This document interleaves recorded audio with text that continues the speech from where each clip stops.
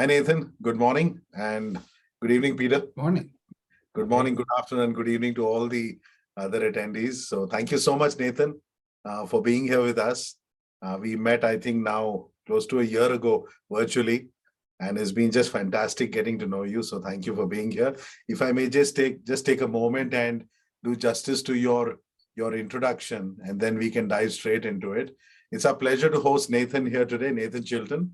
Nathan started in QA back in the late 90s, working for Play Inc., and then spent 12 years at Intel Corporation, some of which was spent in graphic systems validation. Then worked as a self-employed photographer for 5 years.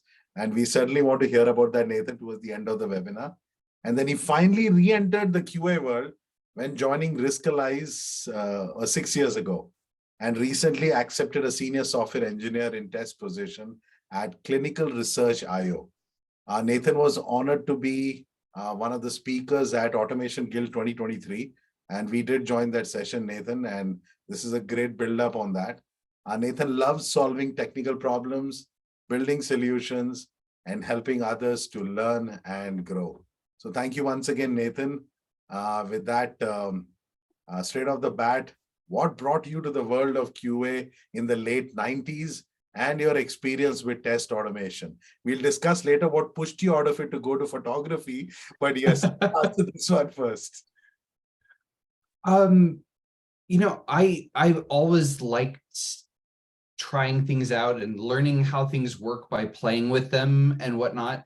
And I applied for a position, a tech support position at that Play Incorporated company. And as I was talking to them about trying to sell myself to them for this tech support position, I talked about teaching myself programming when I was 12 years old and learning old basic on the beginner's all-purpose symbolic instruction code on an old 8088 little computer with 2 floppy drives and a little green screen.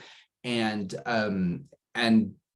as I was talking about that kind of stuff, then I was told, hey, we're thinking of offering you a position in QA instead. And I said, like, what's QA, right? And so they brought me in and explained that this was just a delight to me. I got to play with their software, kick it around, and tell them what's wrong with it, and then they would fix it.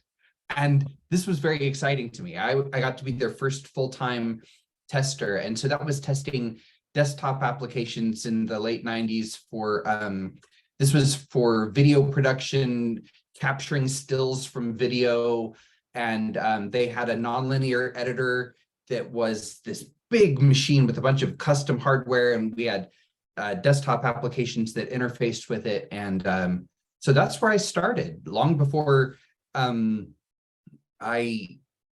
didn't imagine at that point that I'd be focused on web applications, because at the time, web applications weren't really a thing. I thought web applications were going to be Java applets. We were just going to open a web page and there would be one Java applet that would fill the screen, and it would be like a desktop application and run everywhere. And then Java ended up going to the back end instead of the front end, and JavaScript took over the world, and lots has changed since then.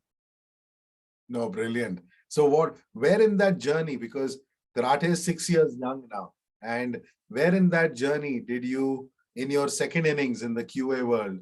So 2 questions. When you re-entered the QA world, what had changed, and what led you to find karate, and what features of karate did you end up using? So over to you. Well, so when I joined Riskalyze, it was again a kind of a thing where this is what I have to offer. I was applying for a development position, and as I described my background and what I'd done previously as a manual tester of desktop applications and the stuff that I did at Intel over the 12 years I was there, I was told, here's what I want to do. I want to start a QA department and I want you to run it. And so I had to learn a whole lot. I didn't know what a CSS selector was in 2017. And But I knew how software worked for the most part. And so I just jumped in and started figuring things out. And they were using a Ruby-based version of Cucumber. Well, actually, we weren't using Cucumber at the time. We were using RSpec, but we moved to Cucumber. And then we moved to Karate when, after a year or two with this framework we were using, a new service was going to be built. You know, we're really focused on microservices, and there was going to be this new microservice that didn't have a front end. It was going to need a lot of API tests. And we were hiring a new person who was going to work on this. And I was thinking, well, I can test APIs with my current framework. And the way I did it was I was creating Ruby classes to for each kind of API endpoint.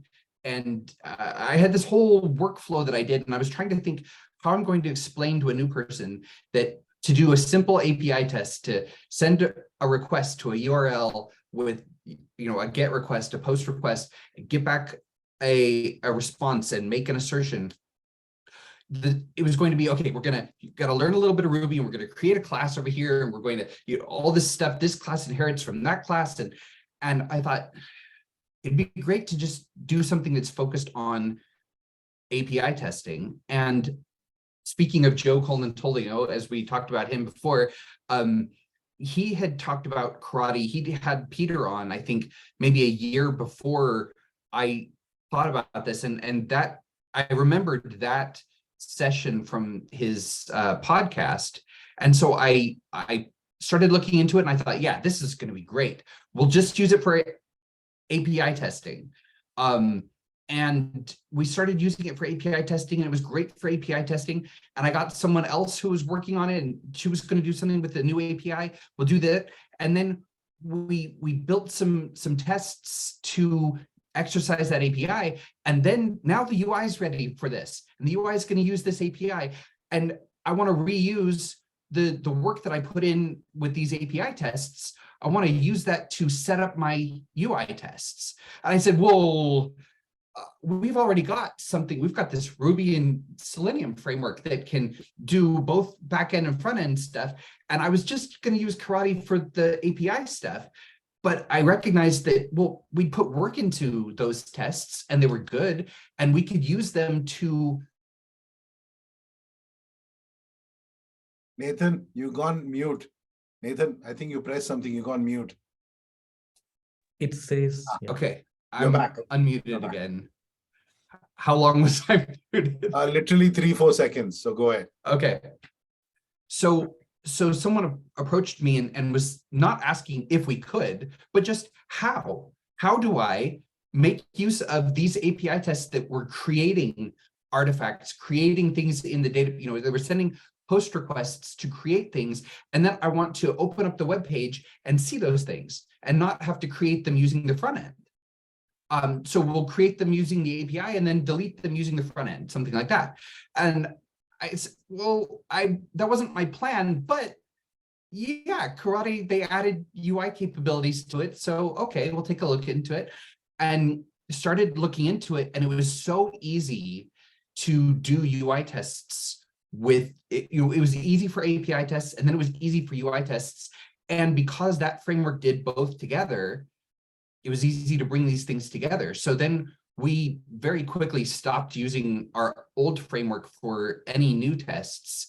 We continued to maintain those tests as needed, but very quickly, all of our new tests were done in Karate, partly for this capability to do API tests and UI tests in the same framework, and even to use them together, which is that hybrid concept, so that we can eliminate some of, you know, a hybrid is like a hybrid vehicle. You've got gasoline and battery. You've got, do you want an electric car? Or do you want a gas powered car? And they both have advantages and disadvantages. And well, maybe we can use the advantages of one of these things to compensate for the weaknesses in the other.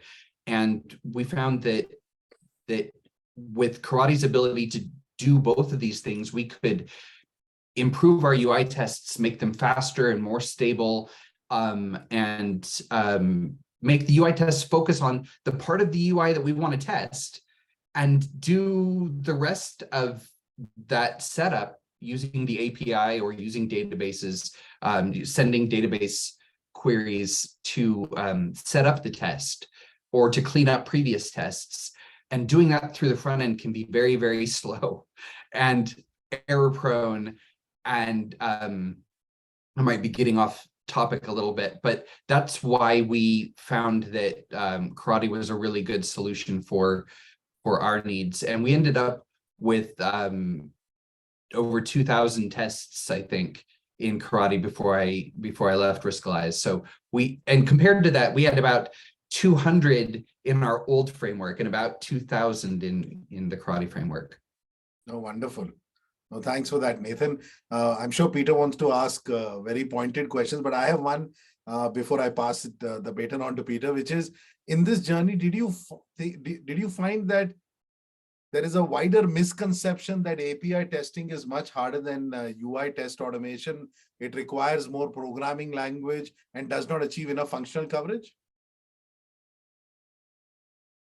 I think there are people that might think API testing is harder. For someone who is brand new, everyone knows how to use a web browser, right? Everyone knows how to do a Google search, get on Facebook, use Twitter, browse YouTube. Everyone knows how to use a browser. So I think there's this conception that it's easier to do UI testing.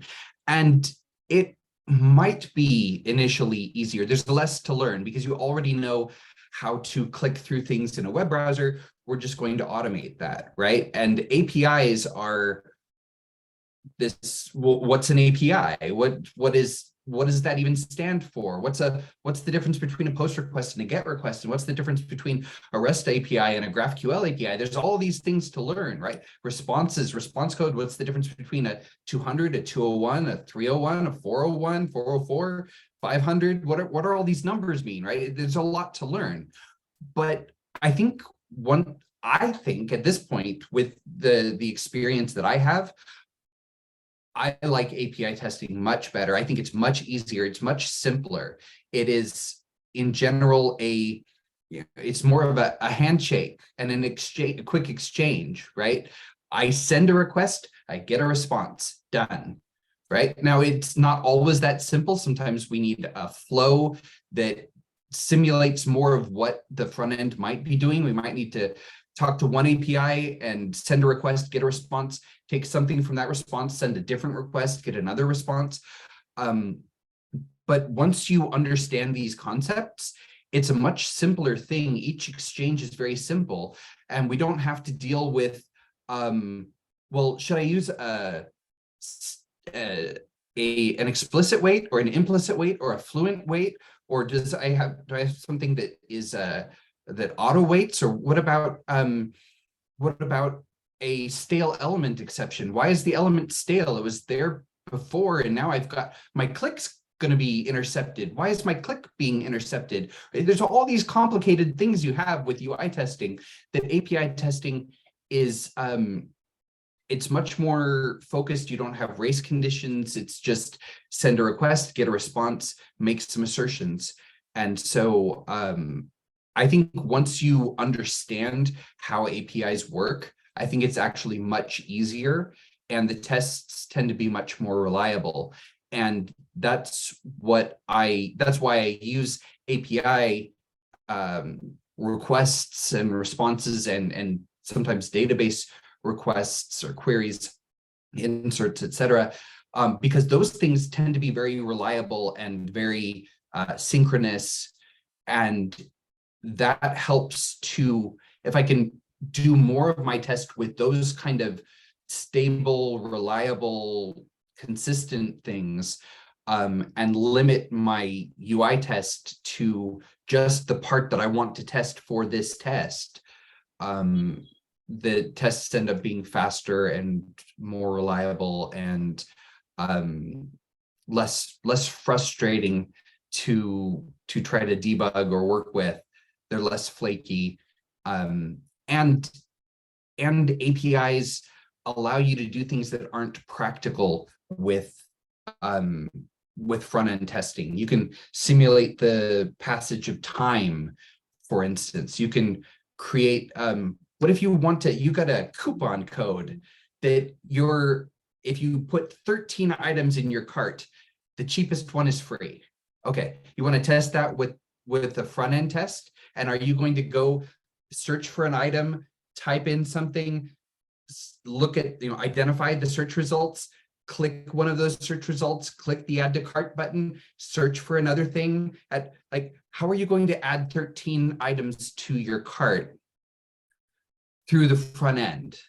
And what happens if any one of those ends up with one of these familiar Selenium exceptions that we run into? But what if you could say, given I have 12 items in my cart, or call a scenario that handles that for you, and now you just tell the API, you send one request to the API with this big block of stuff, and now you've got 12 items in your cart. Now when you go to add the 13th item, you can test this coupon code.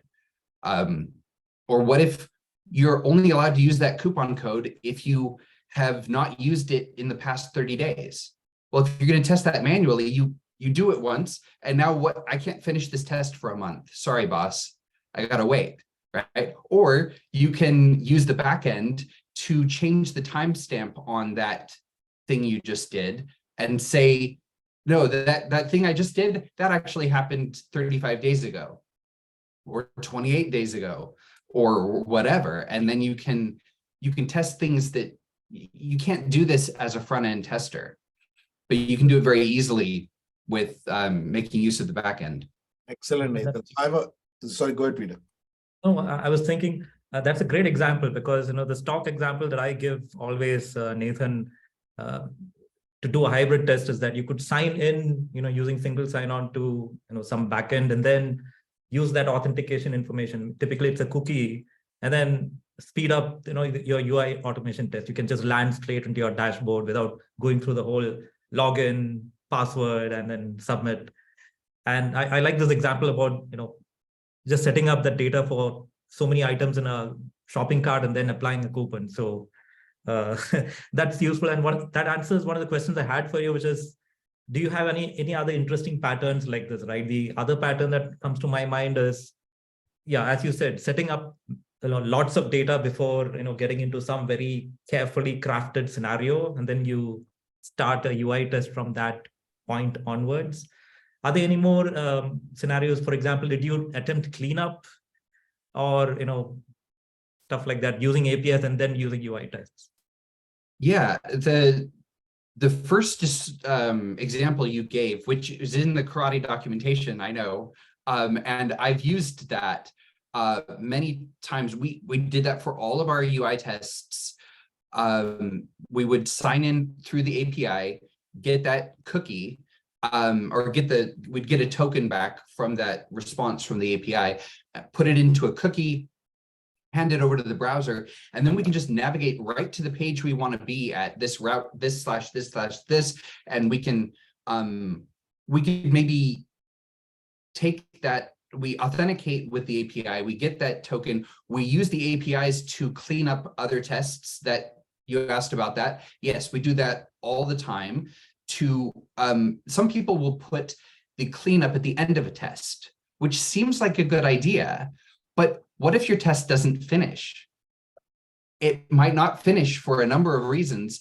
And then if you're trusting that happened, you're trusting that this test always cleans up after itself, you go to start the test again, and it fails now because it didn't clean up before. And now because it fails at the beginning, maybe it doesn't clean up again. And so with a cucumber test, with karate, we don't necessarily, it's not BDD, right? But we still have that concept of the given part of the test where you state your assumptions. Given I have nothing in my shopping cart, right? Something like that. Given I have deleted, there was something where we needed, for our test to work, we needed a very specific client that was set up in a very specific way. and because of the way our system was architected. And so I could put in a statement saying, given this client does not exist, given this, there is no clients with this name. When with Karate, you can do the same kind of concept. But so yeah, we would use it for signing in, and then and this saves, I mean, depending on how long it takes to manipulate your front end, this could save 5 or 6 seconds for every test. It could save 10 seconds. Some front ends are really slow. You might be taking 10, 15 seconds per test just to sign in through the front end. You can save that and reuse it for all your other tests. And then as soon as they launch the browser, they're already in and they can just go straight to where they need to be. But yeah, I would use APIs my approach is to do the cleanup at the beginning of the test. Because at the beginning of the test, I want to set up, I don't want to make any assumptions. I want to declare that my assumptions are reality. Right? I want to, if there's any,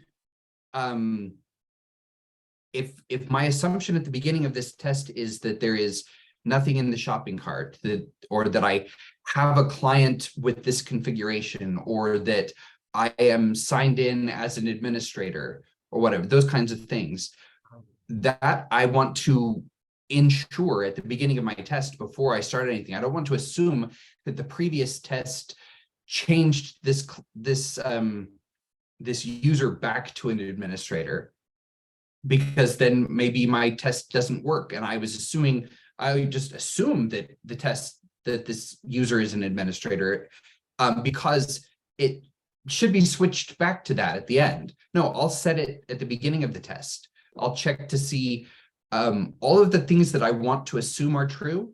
I just make them true using the API or using a database query, insert, update, that sort of thing.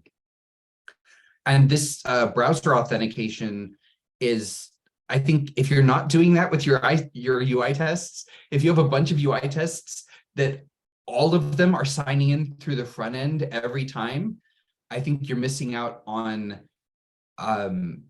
something that can improve this one thing can improve all of your UI tests. All your UI tests are faster now. It's something that everyone can apply to every UI test needs to authenticate, right? That we can talk about these different kinds of cleanup techniques and patterns and that sort of thing, but every UI test needs to authenticate. Well, I mean, I'm sure there are the websites that you need to test where you act as an unauthenticated user, but for most of our applications, step one is sign in, right? And so for most of your UI tests, this can speed them up significantly. And if you've got a big suite of tests, that 10 seconds per test adds up. No, wonderful. Peter, before you respond, because we have spoken of, the advantages of API testing, Abdul has a very interesting question, which I think is applicable for both of you, which is, what are some of the disadvantages of API testing? I can go first. Please. And yeah, feel free to Go for it, Peter. There are certainly cases, for example, if your business really, really depends on the user interface, and actually most businesses do, it is your responsibility to make sure that your users can actually use your system. So when your business depends on users, coming in via mobile or a front end of some sort, typically a browser, yes, you do need to test that somehow. It can be manual testing, ideally automated testing. And yeah, we've already talked, Nathan, has had I like what you said earlier, Nathan, right? UI testing, I think UI test automation is hard, but everyone knows how to use a browser. I like that insight. And that's something I'm actually going to take to my next ebook and all that, which is interesting. And I think, as you said, right, people can't touch and feel APIs, all these obscure backend concepts. But I think once you get past understanding what a method and header is, I think you're up and running. But yeah, just to repeat, I think manual UI test automation, manual testing of UI is super easy. Anyone can do it, which is, I think, why the discussion revolves around that most of the time. People just gravitate towards, that way of thinking. So hopefully that made sense, Abdul. There are some things you do need to test from a UI point of view. So that's a disadvantage of API, because API is kind of limited to just doing a backend. You are missing one architecture layer. Anything else you want to add, Nathan, to that? My first thought was disadvantages of API testing. What could there be? There's no disadvantages, but it's a focus on only doing API tests, I think, can be a mistake for a lot of applications, because the idea of, some people will say you can do everything with just focus most of your tests, maybe all of your tests should be API tests, because that's where the business logic is, right? But is that where all the business logic is in your application? Maybe not. These single page applications, spas, it sounds nice, go to the spa, it has everything you need, right? These single page applications have, they're putting a lot more business logic in the front end. And there's pros and cons to that as well. But you could test something with the API, and the API might be perfect, but the front end has more and more code being added to it. There's so many frameworks, and there's a lot of complex logic that's going into the front end. So even though your APIs might be functioning perfectly, there can definitely, anywhere there's code, there can be bugs, right? And there's a lot of code in the front end, and maybe your front end is sending a request to get back a bunch of information, and then the front end might have functionality to filter or sort or do a combination of filtering and sorting, right? Sometimes the way the filtering happens or the way the sorting happens is you click the top of the column in your web application, and it just sends another API request to get the sorted data. Okay, then maybe you don't need to test this with the front end. But if your front end is doing the sorting, if your front end is supposed to hide things under certain circumstances, there's a lot of reasons to still do testing with the front end. So I think the only downside or disadvantage to API testing I can see is if you assume that you can do all your testing through the API. And I think that depending on the architecture of your application, that assumption could be wrong, and you could be missing out on very critical bugs that you're not catching because they're in the front end code. Do you think in our last webinar we had this, and thank you both for that, firstly, but do you think, Nathan, in our last webinar with Benjamin, the topic was API versus UI testing. And one of the points amongst the many wonderful points that came out, like today's talk, is that teams also need to be very clear which tests are API tests and which tests are better as UI tests. Does it also not boil down to, dare I say, the maturity within an organization, keeping the skills aside and advantages and disadvantages of API versus UI? What have you seen in an enterprise environment? That does it need to flow top down? There are front-end teams, back-end teams. How does one create the balance of what is a UI test and what is an API test? So as with all this discussion of hybrid tests and tests that do both, I would clarify that by saying that when I use an API or when I manipulate a database from within a UI test, I am not considering that a test of the API or the database. I'm using that to help the UI test focus on what the UI test needs to do. So I do think that there should be tests that are focused on testing the API. And in that case, it's not just, do I get a response? But there's a lot of business logic that you can test with the APIs directly. And I think that's important to do on that side. And for the UI tests, I think the UI tests should be focused on getting at something that we want to test in the user interface.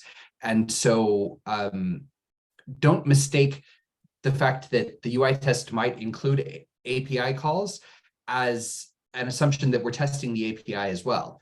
We're using the API, but in that case, I'm not testing the API. I'm assuming it's working. If the API fails, that might make the UI test fail as well. But I think it is important to focus on the UI part. And if the UI developers there's a lot of ways that you can make use of mocks to test the front end logic without having the back end. So I think where the role of a QA department or a test engineer, test automation person is, we're doing more of the integration end-to-end testing where we're testing with a real back end, because I think you should do the majority of your UI testing with mocks. If you can test your React components just on their own and test their logic that way, that is much faster and more efficient. You can do a lot more testing, and it should be done that way. But where you run into a problem with that is you're not testing against the real backend. You're testing against your mock. So you're testing all of your logic, and that's great. But when it hits reality and you find out that the API developers were also testing against mocks, and everything they did works, and all the UI tests pass, and then you put them together and they break, right? So I think it's important for the UI to have tests that are focused on just the UI, and that the components are behaving appropriately given the responses that they're getting. But so there should be tests that are focused on just the API, tests that are focused on just the UI. Do as much of that as you can in unit testing, but then you need to test these in reality, and when they're actually deployed and they're actually talking to each other, and we've gotten all the mocks out of the way. That said, Karate lets you cheat. Playwright can do this as well. I consider this kind of a cheat of hybrid testing, where sometimes, yeah, you can do stuff with the API to set up your test you want to do in the front end. But sometimes that's a lot more complicated, or sometimes if you make those changes, you'll break other tests that might be running in parallel. And one of the things that I've made use of with Karate is its ability to be in the middle of a real end-to-end test. And the front end is sending requests to the back end and getting responses. And Karate can do a man-in-the-middle attack, essentially, where it intercepts the request that the front end sent. The front end really sent the request to the back end, and you can catch it in between. And you can either respond directly, or you can let it go to the back end, get the response from the back end, and change one value in that response if you want. And so you can simulate something in a real end-to-end environment and mock just one value in that response and see how the front end behaves when that happens.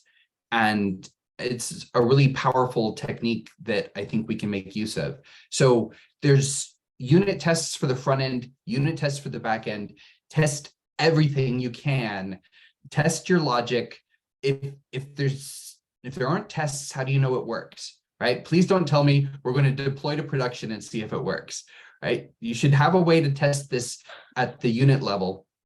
But then we should also test to make sure that when we pull all the mocks out of the way, all of this stuff is really working in a real environment before we deploy it to production and find out that some small change in the API breaks the front end. Wonderful, Nathan. Peter, any comments? Follow-on comments, questions? I have many, but I'll pause. No, go ahead, Kapil. It's great. It's just fantastic to hear about some of the features of karate that are playing out usefully in practice. And yeah, you have, I think, gone all the way, Nathan, right? You have the mocks and the UI interceptor and hybrid tests, including database calls, which I want to touch upon later. But yeah, Kapil, go ahead. I have a question for you, actually. When Oh, you okay, go ahead. did karate in December 2016, open sourced Feb 2017, starting with API testing, and I know is it fair to say that some of it was by design and some of it by accident that is converged, where karate has become this, has this power of being able to support hybrid tests with API and UI tests? Yeah, I'm not going to claim that everything was planned from the beginning. It's certainly not the case, right? And I think a lot of connecting the dots has happened. I'll give you one example, based on what Nathan was saying. Nathan referred to this ability of karate to intercept what the browser made and actually modify that. And the very elegant thing, if I were to claim about that, what's happening in karate is that we actually delegate what the browser is calling to a karate mock, right? And karate mocking was probably the second thing that came out, in the whole evolution of karate, right? We started out with just pure API testing and then mocks, then API performance testing, and then finally UI testing. But it's been fun in a way to, to connect these puzzle pieces together, if you know what I mean, right? The moment I saw mocks and intercepting UI requests, and yes, there were some examples of not Playwright didn't exist at that time. I think it was like Puppeteer or something like that, and they had actually started using this concept. It was built into Chrome, and I'm so moral. What's the summary is that I think, like any software project or any kind of architecture, right? I think there's a certain satisfaction to seeing some of the pieces connect in ways that you didn't expect, when you started building things in the first place.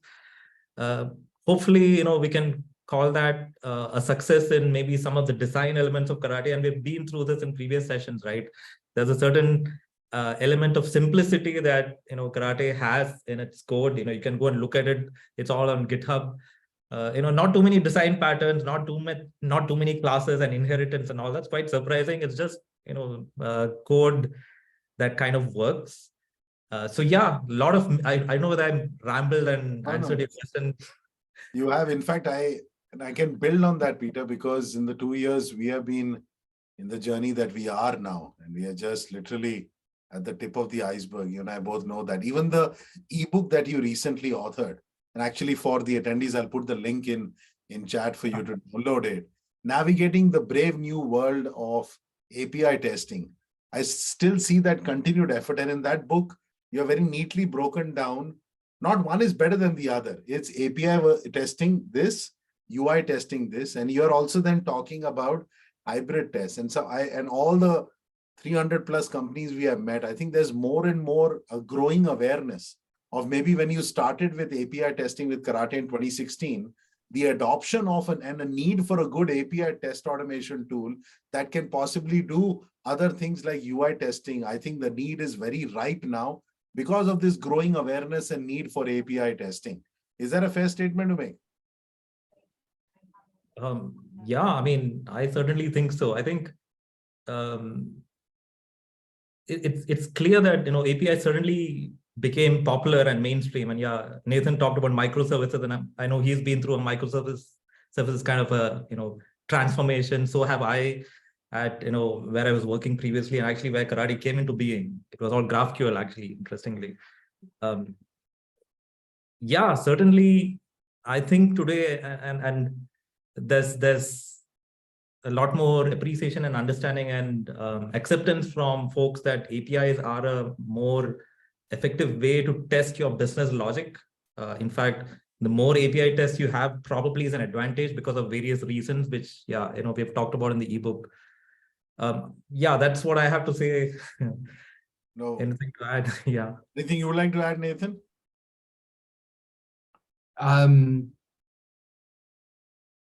I think it is amazing to see how something like karate can evolve over time. And every time I've told people this before, that someone will tell me that karate does something that I didn't think it did, and I keep going back to the documentation and seeing things that I didn't see before, and I wonder when Peter snuck it in. But as it's interesting to see how things evolve, and how as needs change over time, and as you add things, at some point you realize, oh, I have this and I have this. What if I put them together? And something that you didn't know you needed before, now when the need arises, sometimes you find that there are things that just need to be put together to work, and no one thought about putting these two things together before, and then all of a sudden you realize they fit. Like, for instance, Playwright. I've been wanting to work with Playwright recently, and I started to move. I wanted to use Playwright to do some stuff, and then I ended up moving into Python with Playwright to do some things. And starting at this new company, they're very, very Java focused. And so I was trying to, do I convince them to move to Python, or do I do karate? I want to do karate. I think karate would be a good fit for them, but I want to use Playwright. And I started looking into, and there is some support for Playwright. And I was trying to make that work, and I wasn't sure if it would. And I on a Sunday afternoon, it hit me. Karate has Java interop. I've been telling people about how if you're trying to do stuff with Java, right? If you're trying stuff, you write your test with you've got the Cucumber version of Java, the Java version of Cucumber, and you see there's a problem in your test, and you want to fix it, and your test has already gone to the login screen, type in the username, type in the password, click next, go through all the places in the UI, and then it breaks at this one point, and you go, oh, okay, I need to make a change. And you make a change in the code, and you have to start over and run it from the beginning again, and sign in, open the browser, type in the username, type in the password, do all this stuff. It gets to the point and it fails again, and you've got to restart, right? And one of the things that's a real strength of karate is that you can be debugging, and you can try things. You can go into the debug console, and while you've got a connection to the browser, you can write new code. You can try a different selector than you tried, and you can see if it works in the browser. And if it doesn't, you could try something else. You don't have to start your test all over from the beginning. But you can also dynamically create Java objects. You can instantiate classes and manipulate the classes while you're debugging, which is something that I go back to regular Java, and it's so frustrating to have an idea and think the only way I can tell if this idea works is to quit everything, recompile, start over, see if it works. And if it doesn't, I have to repeat this whole process again.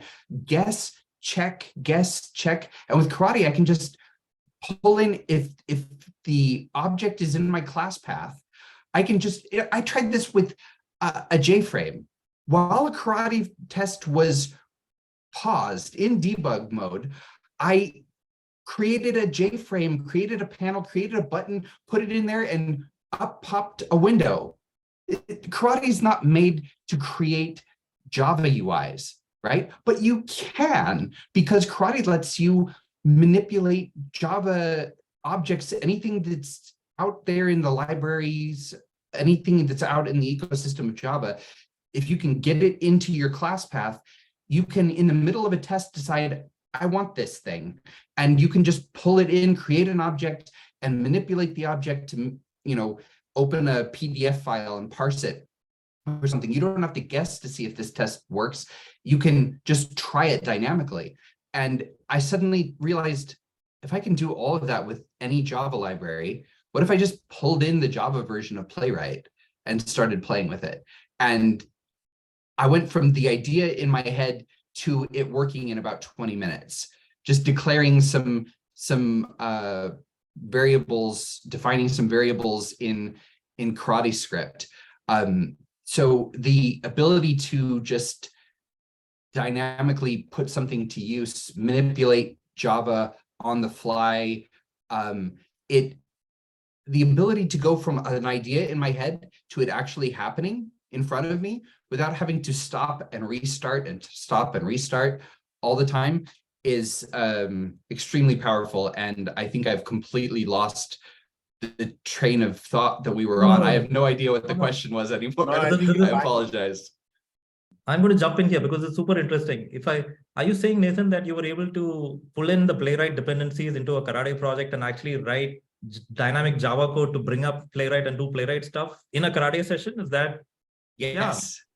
Yeah, with just like a few lines of Karate, yeah. I defined variables that that are of this type, and then I can just follow the Playwright API right from the play. And this now this is not the way Karate is designed. This is not because now I'm bypassing Karate's UI automation. I'm using Playwrights, but because of the Java interop capabilities, you can do things like that. Yep, this is great. And you never know, Nathan, right? We may look back at this recording and later and see that we actually hit upon this innovative way to actually mix Playwright into Karate. Yes, it's currently not the way that Karate expects you to write UI automation, but you never know. And thank you for this, because it's actually given me some food for thought. It's probably a viable way, right? Because Playwright actually has invested a lot of time creating a wonderful Java library to work with Playwright. And if we mix that into Karate and come up with an equivalent for UI automation, it is viable. So I'm going to think strongly about that. So thank you for that. Well, and I just realized that I thought I'd gone off track, but this was the whole point, right? We were talking about how something can be used in a different way than you intended. And seeing how the evolution of this. And did you expect that when you started creating this at, in 16, 17, that it would be used in this way? And people are, I am using it in a way that you didn't intend, but that Java interop capability is really powerful. And let me build on that. In fact, this is a great opportunity for me to say something that may sound very controversial or something. I actually believe at some level that if you took out the API testing capability of Karate, okay, and you took out even the UI automation capability of Karate, it still has value because of all the other things. I'll mention the things that you expect in a test automation framework: tagging, running in parallel, HTML reports, assertions, which I consider very core, right? The whole, ability of being able to do matching and transformations of JSON and all that. And I just wanted to say that because I think that's a very interesting statement for everyone to, think over, right? If you just removed API testing and UI automation, there is still value in Karate. And that to me is actually the reason why it all clicks, right? And I think at the end of the day, what you said is absolutely right. It is the Java interop that actually brings everything together, right? The whole JavaScript engine, which is some Karate actually works through that, and so on. So yeah, this is absolutely brilliant. And while we are here, I know you mentioned database testing, and it's interesting you mentioned that. In fact, I would like to say that, in my opinion, database testing is a kind of hybrid testing, right? So it sounds, Nathan, that you are actually mixing, UI automation, API automation, and calling your database. Can you elaborate more? How did that work? Did you see any interesting patterns when you used the database? So there's a couple thoughts I have on interacting with the database. One way that I used it was to just change something quickly that there might not be an API to do, like changing the timestamp on something. with the last company was working at Riskalyze, there was a trading engine, and this is trading securities based on, there's all sorts of rules along that regard. And it was very easy for me to do things that by just going into the database and changing the timestamp of when something happened, I could make a test that I couldn't make otherwise. We used databases to, there were, in some cases, we didn't have a way to get notified when something happened. We'd kick off an asynchronous process, and at some point, a value in the database would change. And so we made a function that just pulled the database. There was no way for the database to notify us, but we could just have a loop that would send a query to the database to see when we see this result, then we know we can move forward. We know that this asynchronous process has completed. We used it for setting up some tests that was, there were really complex setups necessary for some types of tests. And we saved off large, we'd like export the value of a table, the whole table, export that as a SQL file, or some subset of that data. And at the beginning of the test, instead of using a bunch of API calls to set something up, we could just send a couple SQL statements to truncate a table and insert this data. And so that is not the ideal way to set up every test by any means, but there are some tests that were complicated enough that needed a bunch of different things set up, and maybe that data would be altered by other tests. So in special cases, we would have in the background of the test, call this scenario that reads in a SQL file and sends the request. We actually used the class that you wrote, Peter, as an example of how to interact with the database. And I think we had to modify it at some point because we ended up with both MySQL and Postgres databases.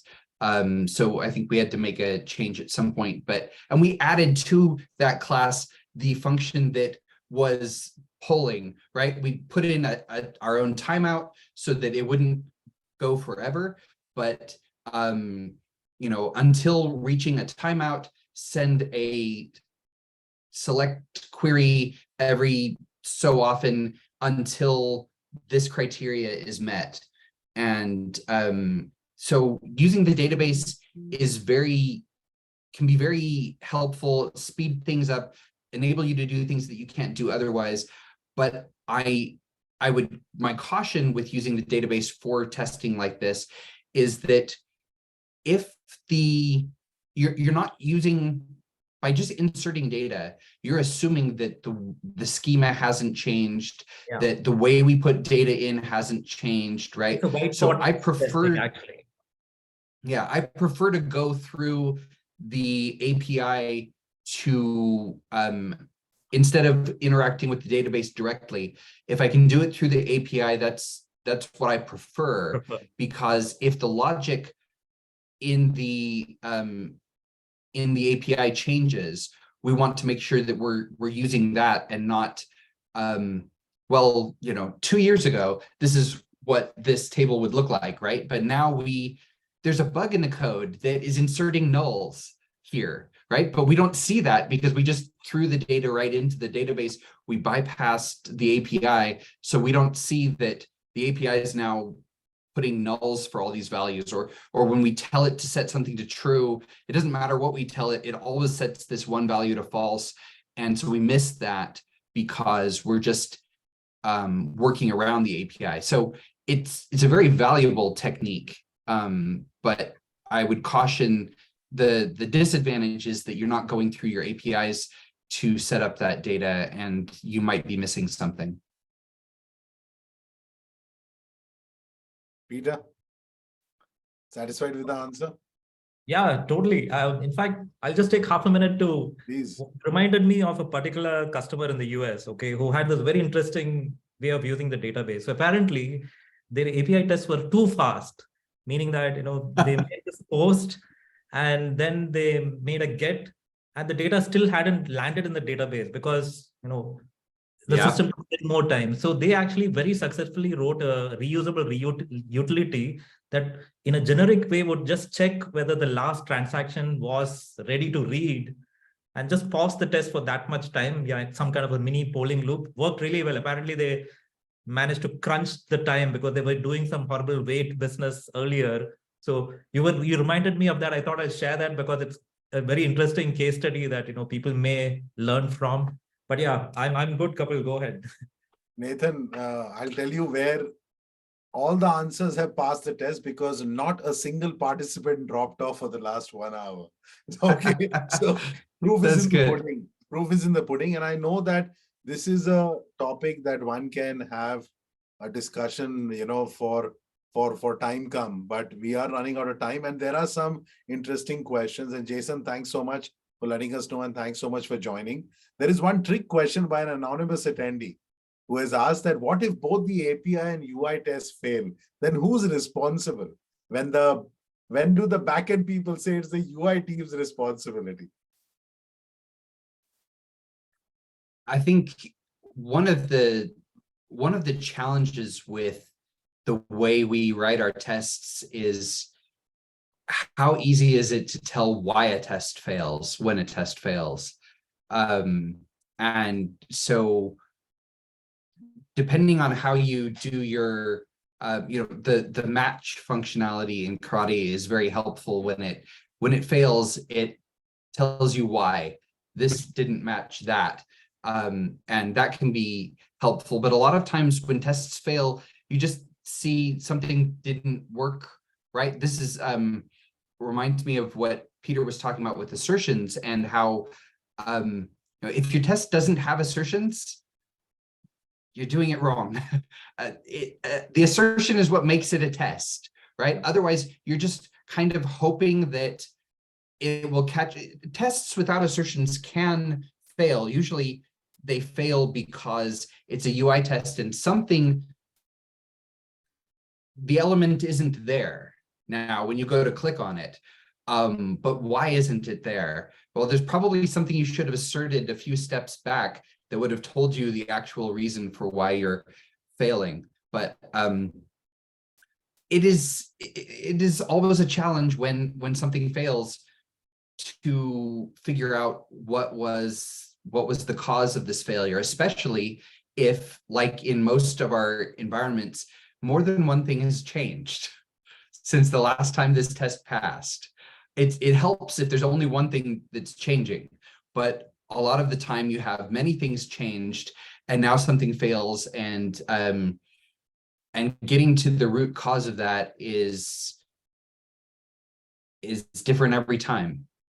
So I'm not sure I have an easy answer to that, but I'd recommend making more assertions so that your test can fail earlier, maybe closer to the actual problem that might help you to find the root cause faster. Excellent. Thanks so much, Nathan.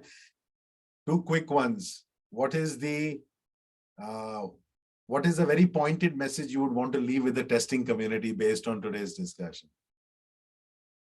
Me? Yeah.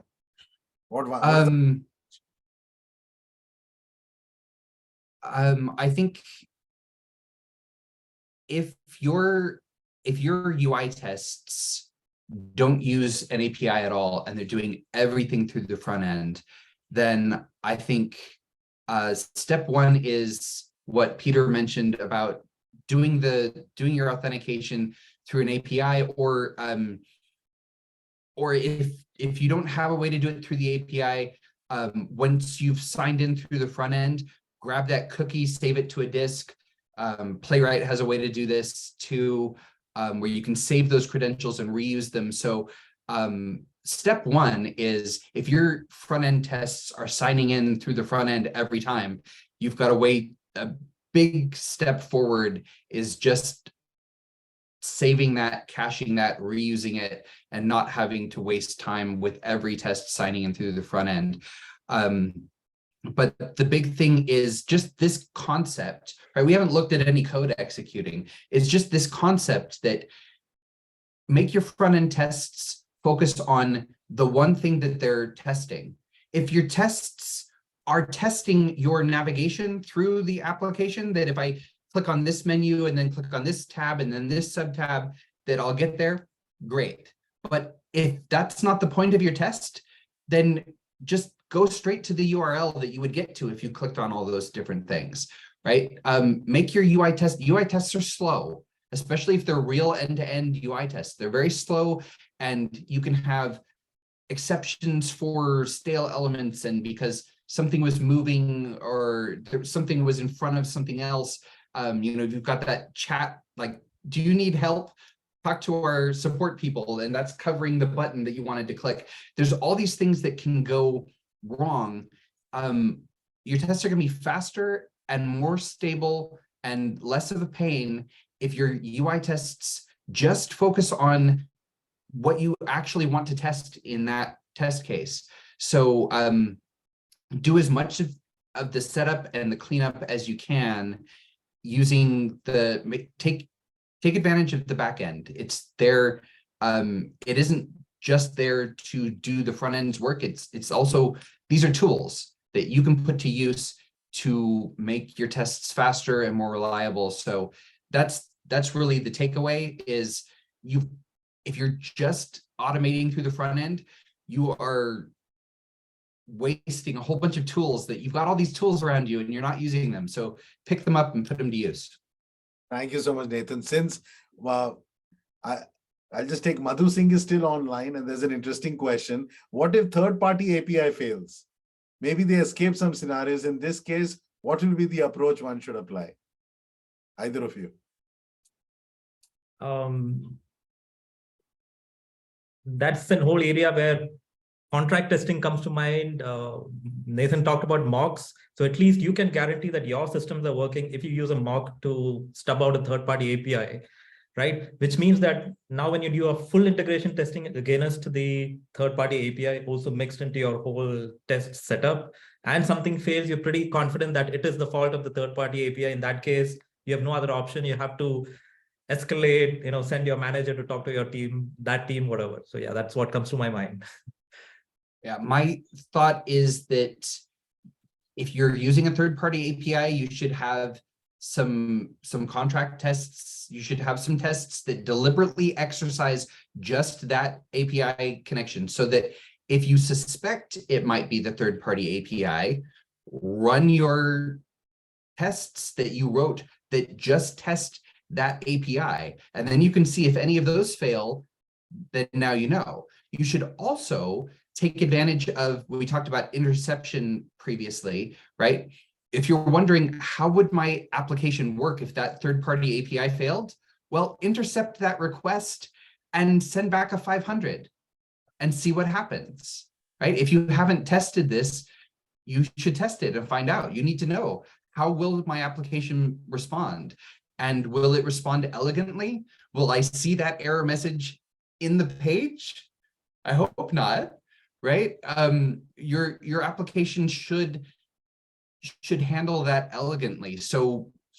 But you might say, well, but it's not failing. How do I make it fail? This is how you make it fail. You intercept that request and send back something that is unexpected and see how your front end responds.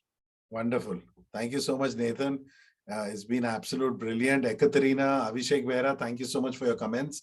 You can take a breather now, Nathan, with this question, which is, how did you realize you had a passion for photography? That started when I reconnected with a girl that I hadn't spoken to in 10 years. And we reconnected, and after we started talking every night on the phone, and I decided we need to meet in person. We live 500 miles apart. She's my wife now. We've been married for 17 years. But I a camera to take a picture. I haven't seen this girl in 10 years. I need a camera. So I bought a camera, a cheap digital camera for $100, and to capture that. And so I took some pictures of us seeing each other again for the first time, and the time we spent together. And then I thought, this is kind of fun. I have a camera now. I want to play with this. And I started taking pictures of things. And then I thought, I want my pictures to look better. So I bought a book on photography and learned about shutter speed and ISO and aperture and depth of field and stuff. And then I realized this camera doesn't do that. So I needed a better camera. And so I got a better camera. Eventually I saved up and I found the one I wanted. And then I started, I was listening to podcasts because I had a commute. Back before I got to work from home, I spent almost 2 hours a day in a car, and I was listening to podcasts on wedding photography and travel photography and pet photography and high school seniors and art photographer, people who would take a black and white photograph, print it out the old school way, film photograph, print it out, hand tint it, scan it, do all this. I'm listening to all this stuff and commuting to this job. And I thought, what if I could do this as a living? Right? I started having people at church were asking me, because I was taking pictures of kids at Easter, and I was asked not if I charge, but how much would I charge? How much do I charge for a session? And I had to come up with a number. And so I started doing it on the side. And then I decided, what would it be like to live out this passion and do this for a living? And I did it for 5 years professionally. And I found that I love photography. I don't love running my own business, and I don't love being a salesman. I'm not a salesman.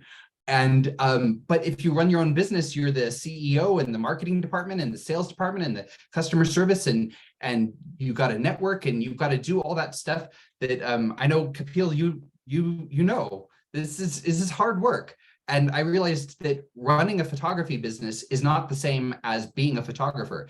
You can run a photography business without being a good photographer because you can hire a good photographer, right? It's very different things. So I very much enjoyed going back to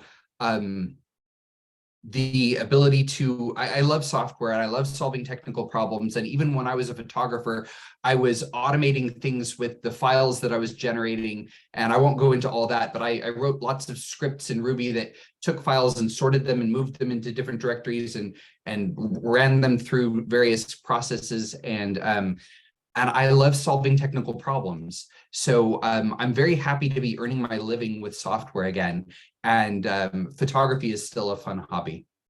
Wonderful. It's like Abhishek said, with a heart. It's a beautiful story.